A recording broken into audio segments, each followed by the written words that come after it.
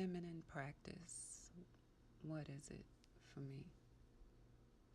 Sometimes it starts off with something I admire in another woman. For example, India Ari, I saw a hand movement that I liked, so I began to practice it. And after a while, I asked myself, how can I make this mine? What makes this an expression of me? Yes, I got it from her, but what is my expression of this movement? And so I sink into my body. My body gives me a picture. I do it. Then it becomes mine. In this way, I believe we can admire other women and never have need to compete because we all are unique. We all are sensual. We all are special, right? So I can learn from her and I can learn from her. But I can never be her. I can never imitate her well because I'm not her, I'm me. And so I ask myself, how can I transmute this quality that I admire in her? How can it become something useful in me? And so it becomes. Sometimes a sensual practice for me is starting off doing nothing, just looking in the mirror and admiring myself. To sink into your sensuality, you have to find something about yourself that you admire. Maybe you admire your eyes. I love my eyebrows, my lips, my arms. So many things about myself I admire.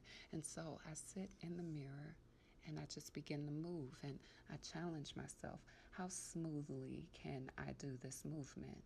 How effortlessly can I do this? How easy can I make it seem? How does it flow with my being, with my expression of sensuality? And so I do that thing over and over and over again until it's second nature. Sometimes practicing my sensuality is finding an object that I enjoy, like my hoop, most recently a walking stick. And I ask myself, oh, what do you want to do with this? How does this make you feel? What movements does this inspire? And so I do it. I don't have long hair. I don't need long hair. I don't want long hair, but I have long earrings. And so I might admire how she plays in her hair. I don't have hair, but I have earrings. So I do that. And I do it my way. Sensuality is a sacred thing, a practice, something to admire, cherish, something that inspires other women to do the same. The same way I looked at India Ari and her hands inspired me, my hands inspired somebody else. And it's a chain effect. And so this self-care, sensual practice becomes something uniquely Veronica. Sometimes I may make a mistake and touch myself, my leg, my arm, and I realize I like how that feels. I'll do that again. I'll do that again. Can I make it smooth? Do I like it like that? And then it becomes almost like a dance with myself. You know, if a lot of women would focus on their own self-agency, self-care, self-discovery, they might not feel so lonely.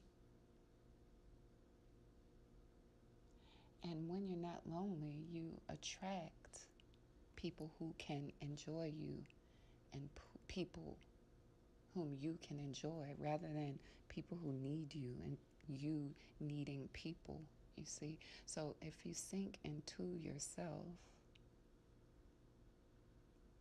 you'll realize that you are to be enjoyed. When you look in the mirror, you ought to be ecstatic about what you see. And if you're not ecstatic, well, then do something about it. But don't keep looking in misery every day at a reflection you don't appreciate. When you see your body move, you ought to feel excited. And if you don't feel excited because you feel stuck or you don't move the way that you would like, then practice. Your muscles have memory. They will deliver whatever you ask them to do.